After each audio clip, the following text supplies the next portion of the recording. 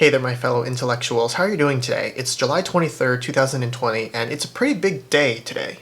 Today is the day where I'll be helping out on an astronomical observation tonight. That's right, I'm actually going to be helping out on a real scientific observation, and this is all going to happen from my apartment.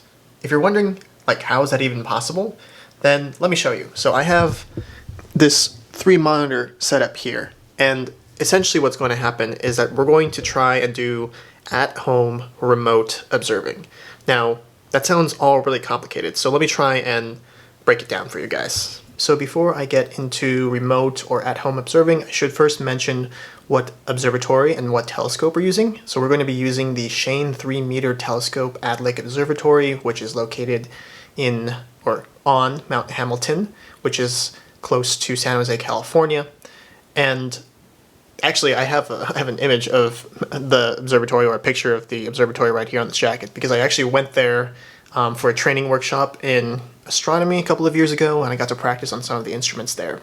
So following that workshop, I've actually been a part of a number of observing runs, probably close to 10 now, either being on the sidelines, sort of watching and learning how my advisor and other people in our group are communicating with the Lick Observatory staff, or I've actually been in the driver's seat myself, controlling the observation and taking the data and whatnot. So let's get into the whole remote observing versus on-site versus at-home observing, because usually when you first go to Lick Observatory, or if you want to do any sort of science with Lick Observatory instruments, you actually have to do them on site. So you actually would have to travel to Mount Hamilton, you'd have to get checked out by the staff there, and they'll train you on how to actually use the instruments and measure data and whatnot. And after that, you can move to remote observing. So remote observing, as the name implies, is where you can do the observations away from the actual site itself. So at UCI, we have a remote observing room where we just have a bunch of monitors, and we can essentially connect to the Lick Observatory instruments remotely, and we'll always have a telescope operator who will be the one who is moving the telescope themselves, but we'll be sort of instructing them how to do that, and we'll usually be on a video conference call with them. So we usually have a lot of monitors, and we have pretty much the same exact displays as the on-site monitors would have. And so that's what remote observing is like. But now, because we're in sort of a quarantined COVID-19 era, we have to move to at-home remote observing. And so, as the name implies, we're going to be doing remote observing, but from our own apartments, as opposed to or in my case, my apartment. Other people have nice houses. I just have an apartment. But people can do it at home and essentially recreate the experience of remote observing from like a designated remote observing room. So that's why, if you saw in the beginning, I had all these monitors here. I need to try and simulate the experience of remote observing, where we usually have 4 monitors to help us with remote observing, but 4 monitors is expensive, and I had 3 plus my laptop screen. Sorry, I had 2 plus my laptop screen, which gives me 3, which is the best that I could do. So we're going to have to make do with this setup, and I'm excited. Okay, so it's like 2:45 today, and we have scheduled the afternoon setups to be at around 4 p.m. And if you guys are wondering what that is, that's essentially where we calibrate the telescope instruments so that they're ready to go for nighttime. And this is one thing that some people don't realize, and it's that you don't just show up to the telescope at sunset and you're just ready to start observing. No, you have to prepare the telescope hours in advance, and you have to make sure everything is going according to plan, because if you catch anything, something looks funny on the detector, or something doesn't really seem exactly right, you need to let the telescope staff know, and so they can fix it and try and debug and fix the error with whatever is going on before your actual run begins, so you won't have to deal with that error during the night, or hopefully not deal with that error during the night. So one thing that I like to do before afternoon calibrations is I like to review them myself. So I actually wrote them all down in a notebook for my first ever run at Lick Observatory about a year ago. So I wrote down all the steps, all the calibrations, and even though I've done this multiple times now, I do it every couple of months, so it's not like this information is always stuck in my brain. I always have to sort of constantly review and make sure I remember what I'm doing. So I'm going to be doing that over the next hour. I'm going to be reading about all the different the steps. Things are going to be a little bit different because I think some settings are going to have to be fixed because I don't think they can have people on the mountain at that time for some reason. Well, I know what the reason is. It's because of COVID, but I think some steps are going to be changed, but I think a majority of the steps are going to remain the same. So I'm going to prepare as if I was going to set up the telescope by myself, even though I'll have the help of our postdoc and help of the support astronomer on site. Okay guys, so I'm going to look at the instrument page at Lick Observatory's website, and the instrument we're going to be using tonight is known as the CAST double spectrograph. And a spectrograph is essentially an instrument that disperses light and records its spectrum. And so we're going to be looking at the spectrum or the spectra of light from different active galaxies tonight, particularly quasars, which are these galaxies that have supermassive black holes in their center, and you have material like gas and other material inspiraling towards the center of the black hole in a very bright accretion disk, and we can look at the emission, we can look at the photons that are coming from this accretion disk into our telescope, which is amazing. So the spectrograph here's a design here. I don't claim to be a telescope expert in terms of instrumentation, but essentially it has dispersive elements that will separate the light into two different bands, essentially. So you have a blue side and a red side detector that are going to be measuring blue wavelengths and red wavelengths, and so these wavelengths are specifically chosen to correspond with different emission lines. So lines that particular elements like hydrogen or oxygen or nitrogen will emit at certain frequencies or wavelengths. So this is the instrument here. We're just going to go through the page really quickly and hopefully refresh my memory. Introduction, not important. So let's see here. So, okay, so there's general parameters of the telescope here. It looks like the range of good performance, right? So the blue lens goes between 3,000 to 7,000 angstroms. Red goes from 4,000 to 11,000.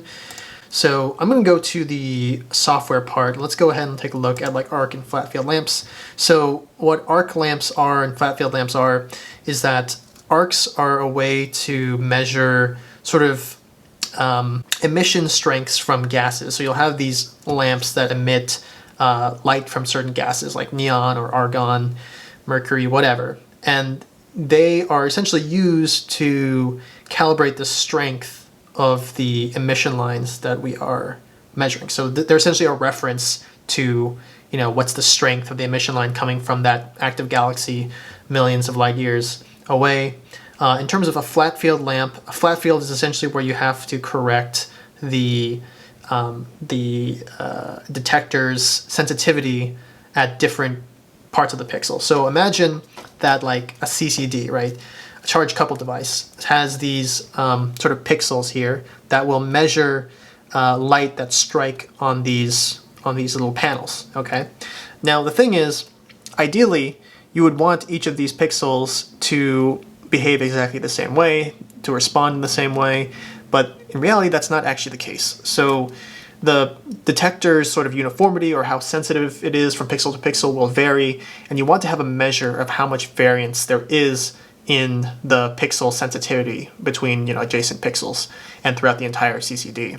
One thing you can do is you can illuminate a uniformly bright surface, like part of the dome, the telescope dome, and you can try and measure, you know, how bright does your detector, you know, how bright is each pixel when, you know, measuring that uniform surface.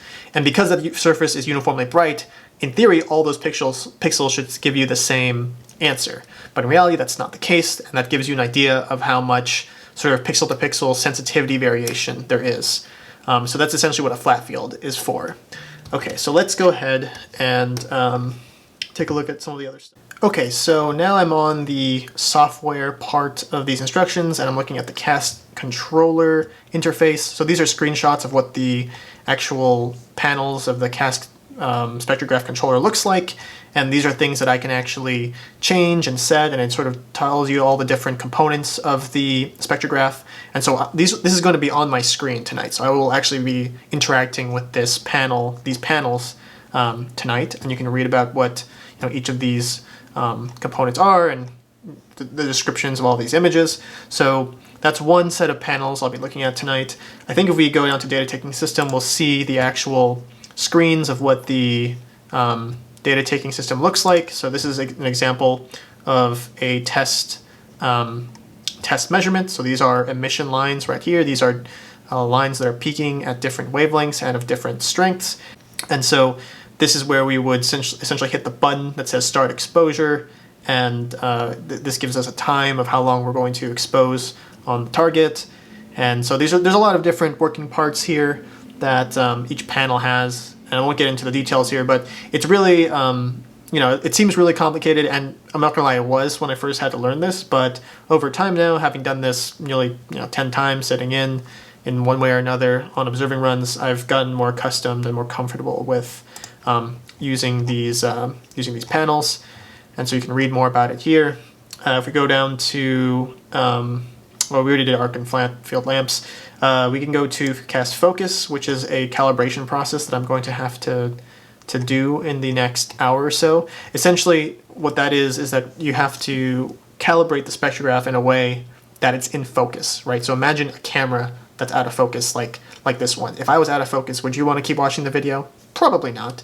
And if you have data that came from an instrument that was unfocused, it probably won't be clear, and you probably won't be able to derive any good scientific results from that unfocused data. So there's a process that tries to focus the spectrograph to be as clear as possible and look at the emission lines from the target as clear as possible.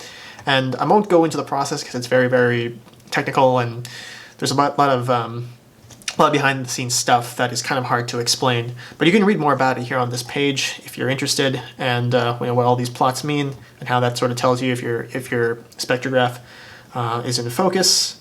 And let's see here. I think I'm just going to click some other stuff here. Set up procedures.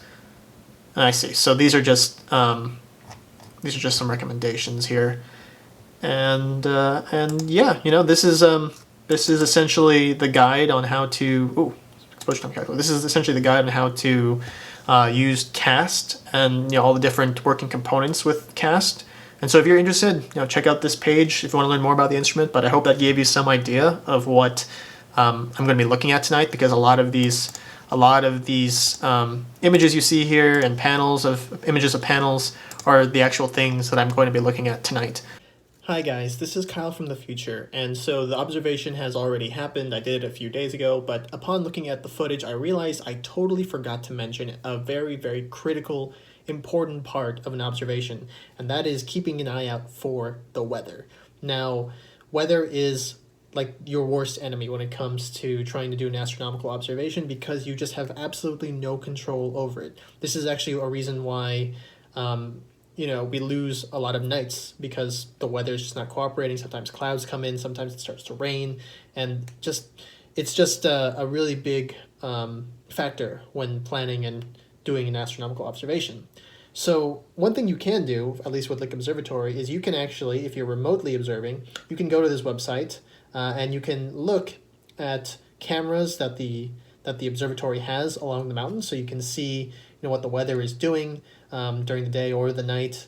And you also have a weather link here. Let me go here. So this is a rapid tabular summary of different aspects of the weather, such as humidity, wind speed, wind direction, particle count in the air, temperature. All these sort of pieces of information are useful for you to know when you're actually observing, so you can get an idea of how affected your observation is going to be. Now, obviously, if you're on site, the nice thing about being actually on Mount Hamilton is that you can actually just step outside the observing room and go outside, and you can actually see what the weather is like, as you see in these images here, but in real time. So these cameras are constantly updated. I think every couple of minutes or so, the weather links are updated, I think 5-10 minutes or so. So they are useful if you're off-site, but really there's no better way to gauge the temperature and the weather overall than being at the observatory yourself. So this is a very important thing that we'll be constantly monitoring.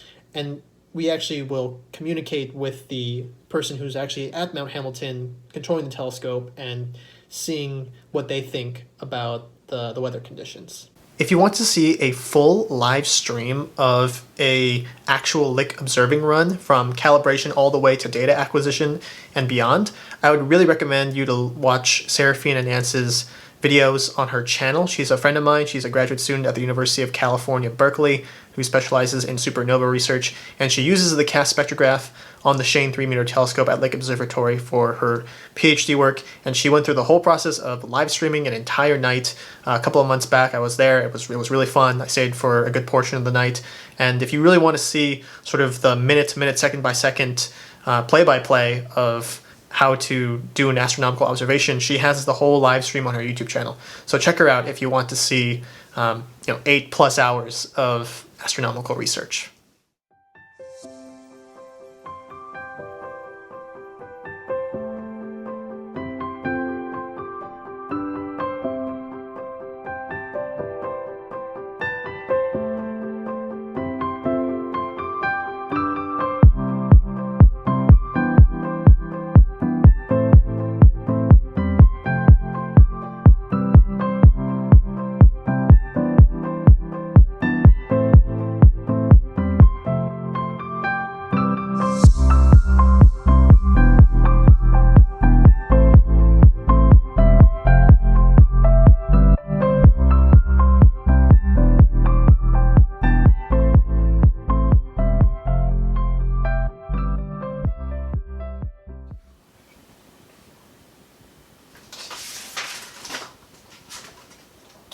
Okay, so calculated that we need to subtract a d tilt of negative 25.48 or 49 from the current d tilt value. This, I probably could do it in my head, but let's just do a calculator because it's better and more precise. Minus 20.48, 9954.5. Okay. Oh, it's 0.5. What's 0.5 what? Oops. 5.1. Oh, that's literally like halfway. I guess I'll just do 995. Okay. Now we have to reject and accept. So that is that blended line in the center, or is that? It's a little ambiguous. I would say I know we don't have a lot of lines, but I'd say let's not use it. Yeah, I don't know. That didn't look good. R. Okay. That is okay. Yeah, that's okay.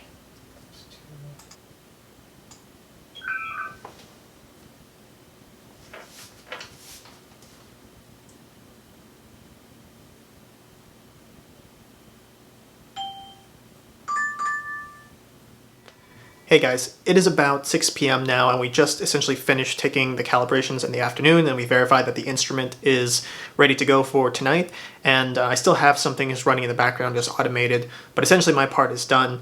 And I want to talk a little bit about what you do in between the time that the calibrations are finished and the first observation, which happens about 45 minutes after sunset. In terms of what you actually do in between the last calibration you take in the afternoon and the first observation you take, which is typically 45 minutes after sunset, most people will take this time to have a dinner and also take a nap, possibly, because if you have enough time, you might want to get some extra sleep in, because you'll have to be up the entire night, at least until like 6 in the morning for me.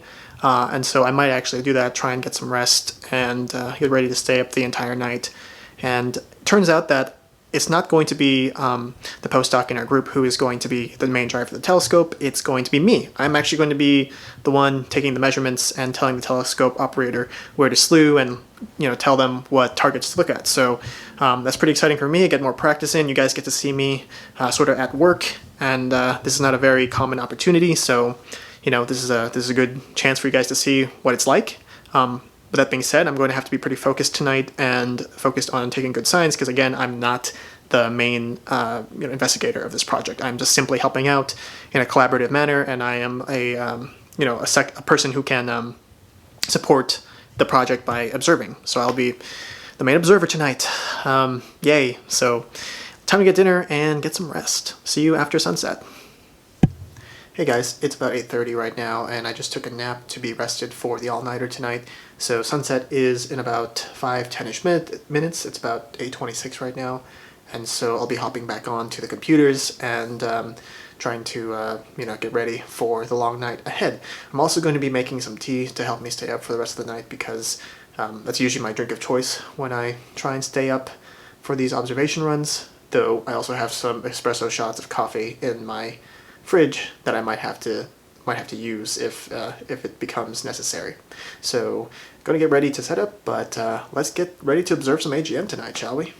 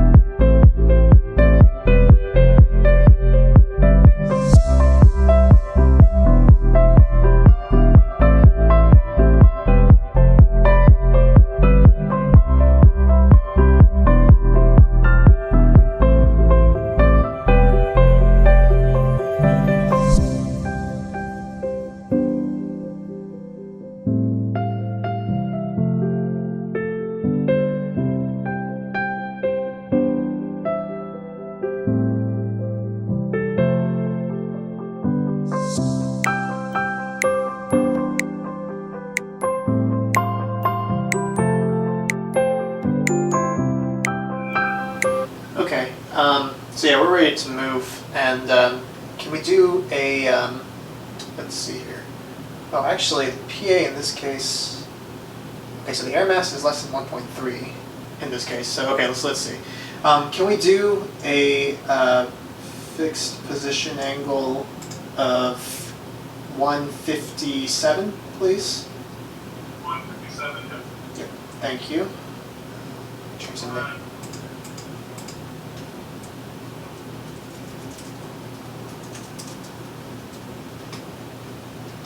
Oh, sorry, let me give you a smaller slit.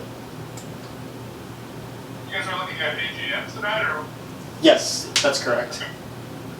Okay, we're on target and guiding. Y'all can open up the slit and take your exposures. Okay, thank you so much.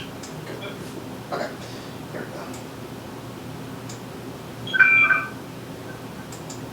we go. Here, this very broad line, this is the H beta. Oh, okay.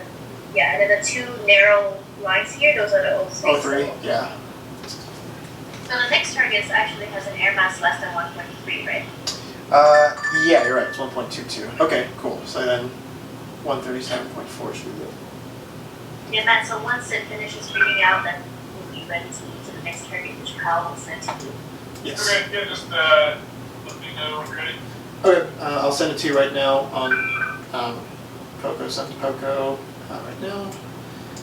And then I'm going to change the slit real quick. Yeah, and ready to move? Yeah, or I'm going to change the slit for you. Good. Okay, and then... We have a PA when you got these. Yeah, can we do a PA of 137.4 if possible? 37. Yeah, 137.4, just double checking. 37.5. Yeah, that's fine. I think we can do that. We can accept that. Okay, so we're on target, and we are guiding. Go ahead and start this exposure then.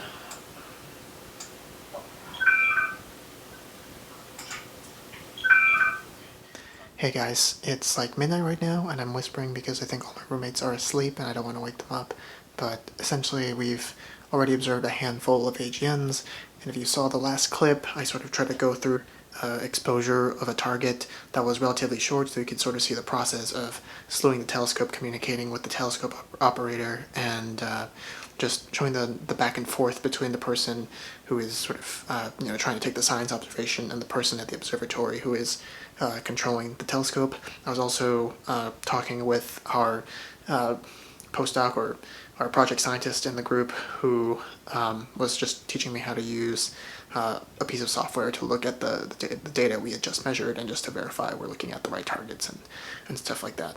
So in the interim, while the exposures are running, it's not super exciting. There's some chatter, sometimes it's just silent, so I don't feel like recording the whole night and just capturing all those moments of silence, but I hope the last full exposure sort of gave you an idea of what is done throughout the night and what is repeated, and occasionally there are going to be some hiccups, like for example there was an error with the guide camera that the telescope operator told us about. So the guide star camera essentially is helping us lock in on the target we want, and if that goes out then we don't essentially have good targeting features on the target. So yeah, some things I'm dealing with tonight. So far, aside from that stuff, going pretty well. Okay, so it's like 2:30 in the morning now, and we ran into some problems with the telescope. Essentially, one of the components stopped working, and we had to call in a support astronomer to take a look at it, and it took about an hour for them, the staff at the telescope, to sort of figure out what the issue was and fix the problem. So we lost about an hour. We're going to have to drop some targets because we just are not going to have enough time to observe all the targets on our list now, so we have to make a judgment call as to which targets we're going to give more priority than other targets. So we're going to try and get through the most high priority targets throughout the night without dropping any one of them, but we're going to be cutting it close. So that's where we're at right now.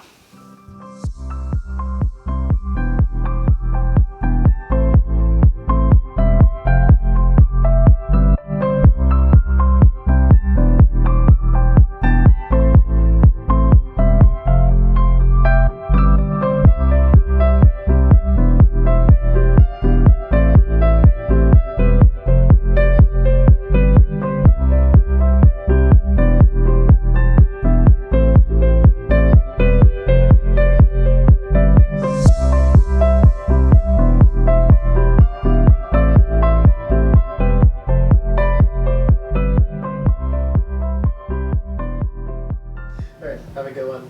Alright, bye Matt. Have a good one.